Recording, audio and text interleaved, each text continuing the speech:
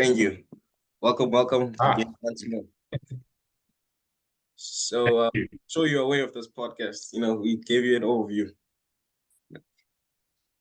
yes, I went onto your channel as well, and I saw some of your videos. And yes, I think you're doing good work. Okay, thank you very much. So, just an overview of the FF Plus, for you to confirm, the information that we have. The Freedom Front Plus is a right-wing political party in South Africa, which was formed in 1994. The party currently has 10 parliamentary seats in the Nation Assembly and 3 seats in the National Council of Provinces. Today, we are joined by Wouter Wessels, who is a member of the Parliament and national spokesperson of the FF Plus. Is that correct? Well, let me start with calling us right wing is interesting, and Okay. it depends on what is understood by right. What is understood by the political placement of being right or left. And it really depends on how someone that asks that question or that makes that observation understands right or left. And I don't think we are right-wing in the sense that we are ultra-conservative. We are not. We actually have modern policies. And yes, we might be right of the spectrum with regards to our economic policies, where we stand for free market and so forth. So out of a political science perspective, we might be regarded as right of spectrum, as many other parties are. But right wing, I don't think so at all. Okay. Thank you for the correction. Okay, so tell us about yourself. Well, I'm a member of parliament, as you said, and I'm also the national head of elections. I started my political career when I was quite young, when I was still studying at the University of the Free State, got involved with the Freedom Front Plus, and then started working for them, first as a liaison officer at a district municipality. Then I joined the staff of the former leader of the party, Dr. Peter Mulder, who was at that stage the Deputy Minister of Agriculture. And I worked thus for the Department of Agriculture for about 4 or 5 years. I then went to the provincial legislature in the Free State, where I served for 4 years. And then I became a member of the National Assembly in 2017. So that's basically my political career, my political path and road that I took. And sometimes I ask, why am I in politics? And other days I'm very satisfied because I can look back on a day's work and see that I made a difference, even if it's just a small difference in one person's life, assisting with a municipal problem, with a problem at home affairs, or getting someone a birth certificate or an ID, or helping with hospital access in a public hospital. Those type of things make my job gives me job satisfaction at the end of the day. Oh, so it's been quite a journey, eh? So It has. So why the FF Plus? Well, when you go into politics, and I do believe that politics is a calling, it's not a career. A lot of people do choose it as a career, and they don't last very long. If you consider it a calling and that politics chooses you, not you politics, then you have to then decide which party. What party is the vehicle that mostly represents your views and your worldviews. And I believe you won't find a political party that you agree with 100%. That's a myth. Some people will say they're 100% this or that, yellow and black or green and gold or whatever. You'll never find that because you will have your personal views and you will differ here or there from the majority views because a political party's stances and its policies are determined by the majority in the party. And you can be a voice and you can also make a contribution on what stances on certain issues must be, but it's not necessarily that is and will at the end of the day be the stances of the party. But then you have to choose a party that represents you most of your views. And I agree mostly with the Freedom Front Plus. If I go and look at all political parties, I agree with the policy stances on the economy mostly.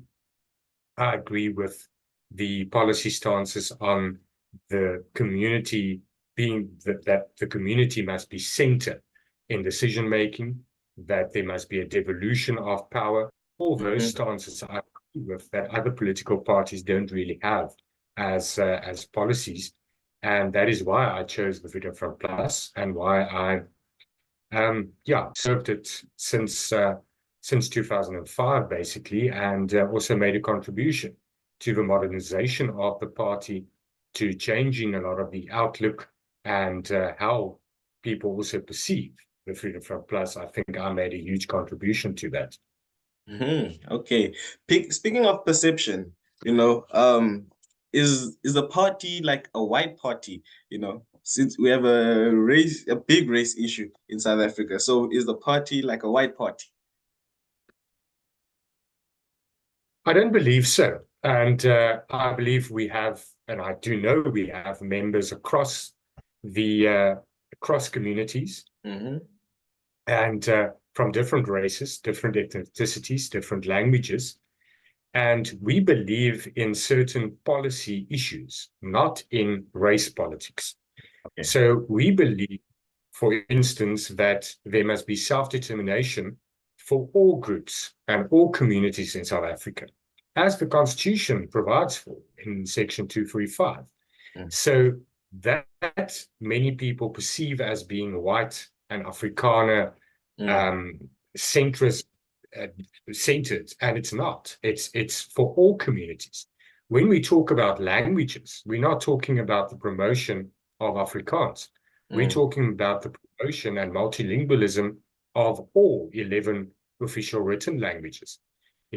Our manifesto is available, the summary thereof, in all 11 official languages and then in Braille as well. And I don't think there's any other political party. So we don't only talk multilingualism, we actually live it. And we believe that all languages in South Africa should be developed to the person to get education mother tongue from preschool up until university level. Oh, okay. Thank you. So is there a lack of black or colored leaders within the party? Now I'm making reference to like the parliamentary members, which are all white. So there is, but yes, there is, but we don't have a quota system. So it's like, I always explain it with my own career as well. When I was first in line to become a member of a legislature, an MPL, I was voted down. I didn't make it because of age.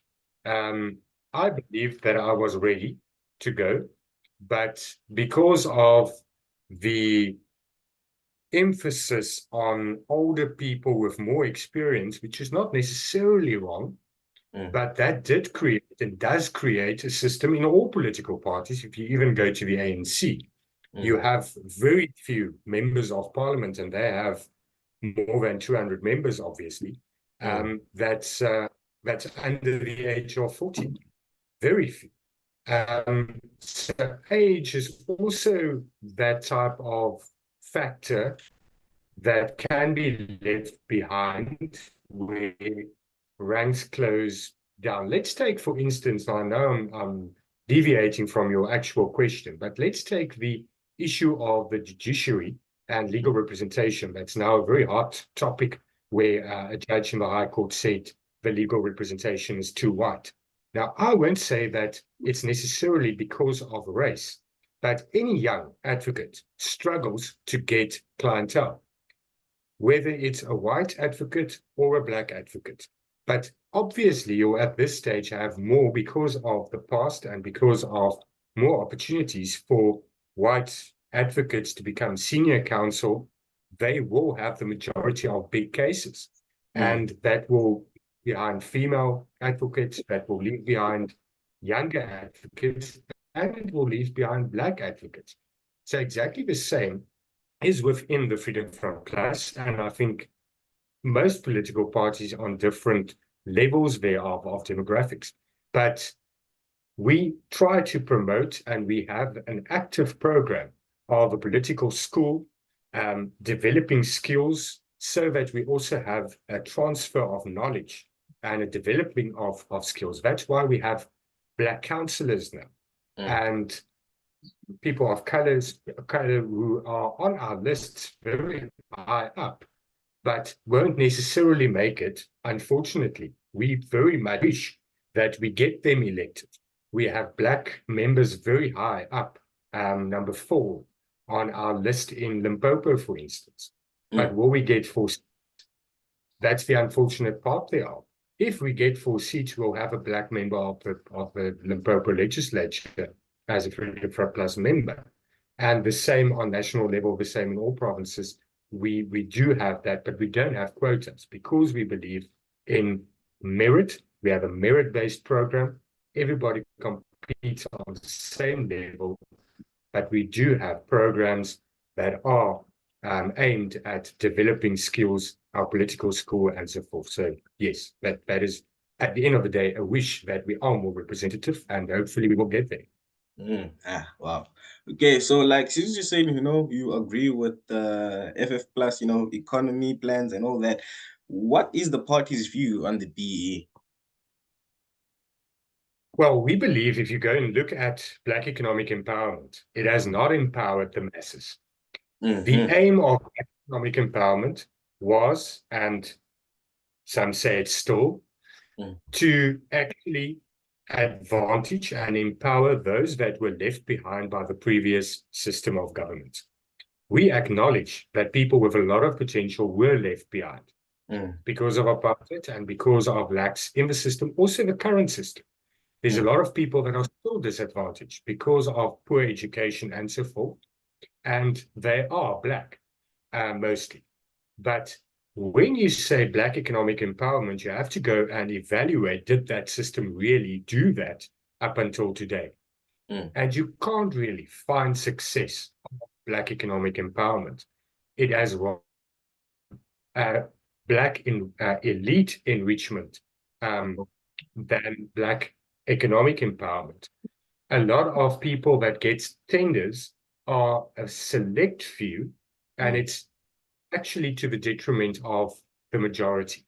Let me give you one example. There's a small municipality in the Free State called SZN. They have a very limited economy. Obviously, they have a lot of unemployment.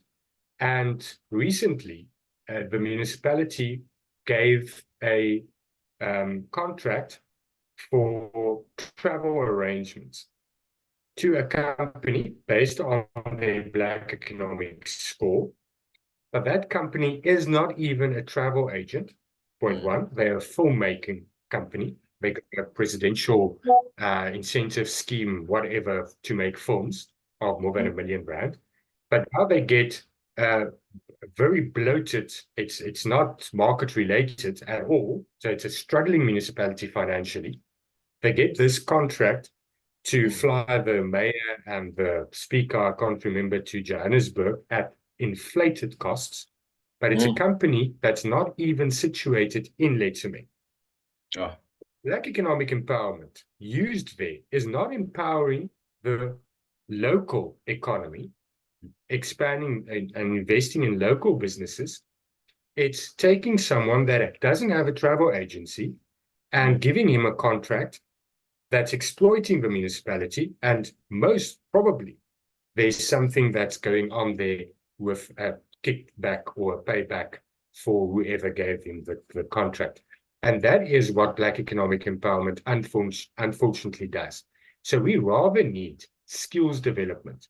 And where we have to start is better education, quality education, really investing in mother tongue education once again. Because why is it that 30 years later, a child can still only go to school from about grade 4, grade 5 in either Afrikaans or English? Why is that the case? Why is other languages not being developed? And people will do much better at school. You'll have a much higher literacy rate. Currently, we have 84% of grade 4 pupils not being able to read with comprehension.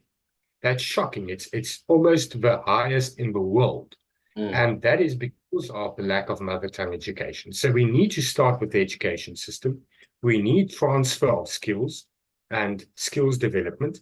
And then we need to take socioeconomic circumstances as the indicating factor of empowerment. You can't just say that because someone is black, he's poor, because it's not true.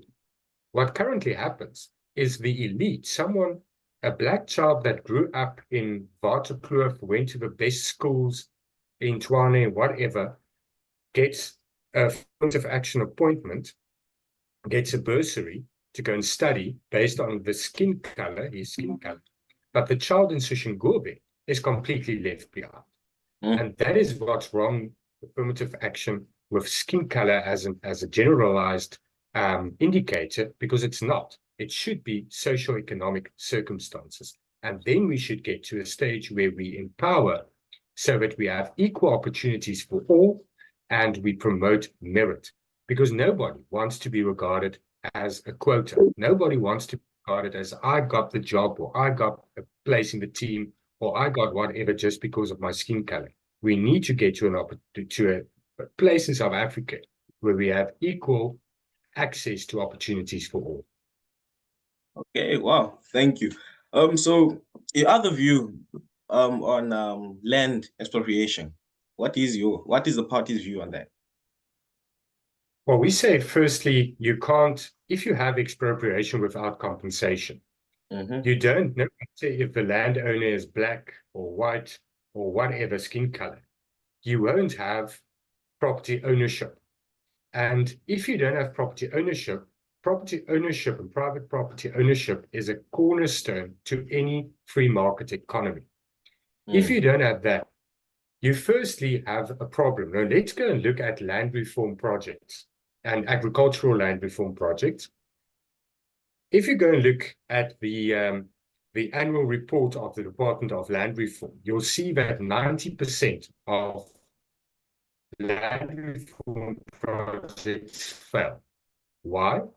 Because there's no title deed for that land. Then the upcoming small-scale farmer can't borrow any money because he doesn't have ownership of the land. Now, exactly with that problem we currently faced with land reform projects, we'll have when there's expropriation without compensation, because there won't be certainty of giving of any capital that any loans can be against, and where there's any surety or security for expansion and investment.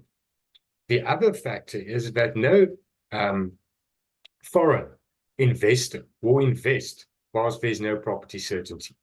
You won't have a foreign investor that comes and builds a factory on a piece of land if it can be expropriated at any time. So we'll have more job losses and more unemployment just because we say land. Land is not going to feed hungry people. It's not. You need agriculture, commercial agriculture, to feed the masses in South Africa. You need lower food prices. How do you obtain that? Inflation must be lower because our economy must grow. If we do, and this is the whole a vicious cycle. If you do expropriation without compensation, it will lead to less economic growth, to less investment. That will lead to higher inflation. That will lead to a higher cost of living. That will lead to higher poverty, more unemployment, and more hunger. And that is the problem. It is promised, and it's very easy rhetoric by political parties to say, we will give you land. What will that land do? We need, firstly, an agricultural land is used as some kind of emotive word, and it's emotive across different cultures in South Africa. But the fact of the matter is not all of us can farm and wants to farm. I don't want to farm. Never farmed. I've never owned a farm. My family doesn't own a farm. I don't know of any of my family in many generations that owned a farm. So if you give me a farm today, I'll farm. completely. It's worse than going to a casino and putting money there. I'll lose that man. And the same with a lot of other people. But what do South Africans need? South Africans need housing. That's the crisis we are faced with. If you come to the Western Cape, you'll see people illegally occupying land. Why? Because there's no alternative housing programs. There's no modernization of housing. We need to go and look at Asia that also has a problem with population, also have a problem with poverty. What did a lot of countries like Singapore do? They got rid of the thinking that you must have a piece of land. And they went and built housing projects that's 45, 50 stories high. And yes, it's not the ideal. Not Afrikaners, not a lot of cultures in South Africa like that. We don't like living in flats. But at the end of the day, we have a scarcity of land. And I know a lot of populists say there isn't a scarcity of land, white people own the land. Who owns the majority of land in South Africa? Not white people, government. So we have to start with government giving people land, using that land that government has to give title deeds, to develop housing. But even if you take all that land, and even if you take all the land owned by white people, you will still not have enough land for decent housing. So we need to address the fact. What do we need? We need modernization of our urban planning, and we need to move towards really providing adequate housing, and then addressing land reform where there's willing buyer, willing seller, but where there's also government land being used for agricultural development and people that do want to farm, and then skill transfers. Because why does projects also fail is because someone is just giving a piece of land without any development of skills, any transfer of skills. So those type of plans we have, and we believe that that can be successful for all South Africans at the end of the day. Okay. So on the manifesto, I think you really touched on it, with the language thing. So we'd like a quick 2-minute summary of the manifesto for the people watching that didn't go to the website and reach out. So just for them, 2 minutes. Yes, I was asked by my social media team to do it in 60 seconds, and that's a little rough. So 2 minutes is fine. Our manifesto is a building plan to really rebuild and restore South Africa. A lot of things has happened in South Africa where a lot of people, and that causes a lot of suffering. We need to restore the dignity of South Africans, and that's why our focus areas are to restore the economy. And to restore the economy, you need a free market system that enables the private sector to invest and create jobs. But to do that, we need reliable electricity supply. So we do have a plan to really restore electricity, and that is by breaking the monopoly of Eskom. You need more power utilities, you need a decentralization, you need smaller utilities with smaller distribution networks to supply areas. And that's one of the points in the plan with regards to electricity. Then no economy will grow without decent infrastructure. You need decent infrastructure. So we need to restore good governance. We need to rid government and all levels of government of corruption, so that where there's an infrastructure project, there's actual value for money, and that we don't pay 90 million rand for something and then it's only demolition. We really need to spend money wisely and invest in infrastructure, also service delivery. Then there's other points under the economy, structural reforms that need to take place, deregulation.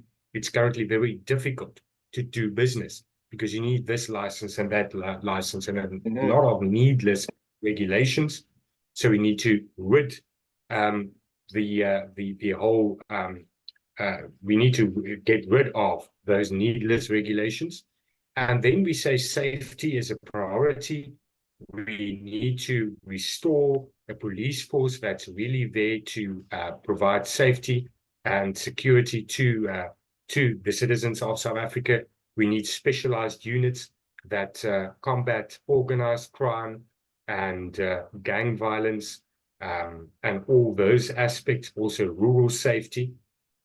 And then the environment is very important because we need to use our environmental resources to the benefit of all communities. We need to use those resources to create employment opportunities. But whilst we do that, we need to protect the environment for the future generations, and we have a lot of plans with regards to that. And that, I think, is my 2 minutes. You mentioned having more power source, other than ESCOM. Now, question is, isn't privatization gonna create a deeper inequality? I mean, like we all know that private costs more, Not necessarily. I think currently ESCOM is charging a lot more for electricity than they should because it's a monopoly. I've said in Parliament that if you study economy, you would learn that a monopoly can never make a loss. A monopoly can only make a profit. Yet ESCOM is, I think, the only monopoly in the world that has gone one of the best power utilities in the world, less than 15 years ago, to completely bankrupt, making a loss. And the point is now, ordinary South Africans are paying the price to pay more for electricity. Why? Black economic empowerment, unfortunately, played a role, where tenders were given to cadres and you paid for a broomstick more than 2,000 Rand. You paid for a normal fluorescent globe. They paid 5,000 Rand, where you will pay 100 Rand in the supermarket. It's those type of things that created this system. If you have competition, you won't have exploitation. And then obviously you need regulations in place. I said we need to deregulate, but we need regulations in place to avoid collusion and all of that. But if you have more utilities, people can shop around, and people will shop around. I won't pay that per kilowatt hour. I'll rather pay that, and I'll move my electricity bill to that supplier. And that is what competition, at the end of the day, does. That's why we have high food prices, but we can shop around. I don't have to go and buy at, I won't mention names, but at the W store, if I can buy at the P store, and the P store has a better offer on bread or whatever. So I can shop around, and that's the free market system for you, and that will avoid exploitation at the end of the day. Okay. As we're about to conclude, so like what does your party hope to achieve through multi-party charter? Are you already conceding defeat? No. We must be realistic. If we go and look at all the polls, and polls are not the essence, because at the end of the day, it's about the results at the actual polls on the 29th of May. But it does indicate that we will most probably end up with a situation in a lot of provinces and even on national level where no single party will have 50% plus one. You need to govern with 50% plus one. So then coalitions are the answer. Coalition governments are the norm in European countries, in other African countries, and in South American countries. So it is very much possible. And we saw in 2021 that there's numerous municipalities across the country where no single party obtained a majority, and where there's coalition governments where we play a part as the Freedom Front Plus and are part of government in those municipalities, and have already proven that we restore service delivery in those municipalities where we govern. So the multi-party charter is a pre-election agreement to make negotiations easier. It's not to say that that will definitely be the coalition, but it makes it easier because we saw in 2021, remember, you only have 14 days after the election to conclude who the president is, how the government will look, all of that. And 14 days is very short time to actually do that. So this pre-election agreement already has some of those make negotiations much easier after 2019. Okay. If there are undecided voters watching in this video, how would you encourage them to vote for your party? Well, let me start differently. Let me firstly say, go and vote. No matter for who you go and vote. If you are satisfied with the status quo, vote for who you voted for before. If you are not satisfied, if you feel that there's a lack of opportunities in this country, that we can do much better, that we can build a better future together, then go and vote differently. But go and use the democratic power you have. Many generations fought for the right to vote. And if everybody goes and votes and have their voices heard, we can make this country better, we can work together, and we can actually achieve what we are supposed to achieve because of the fact that we have abundance of potential in this country. We are wonderful people, we have a beautiful country, but we are being left behind because of bad governance, and we need to make a change there and vote for better and vote to restore and build. Oh, okay. So any final message? Well, my final message will be thank you very much for having me on your show, and best of luck also for your endeavors. And we need to talk. And the name of your program is Let's Talk. We must engage each other all the time, because one of the biggest problems in South Africa is misconceptions about each other, and don't actually have a think tank and engage on the solutions. We keep on just thinking the same way that our parents and their parents thought, and maybe it's time for new thinking and learning from each other and going further and making this country really successful. And I think it lies with Let's Talk. We want to thank you once more on our side, and like we do wish you the best, with the elections and the way forward. And yeah, thank you once more for joining us, and good luck with everything. Thank you very much.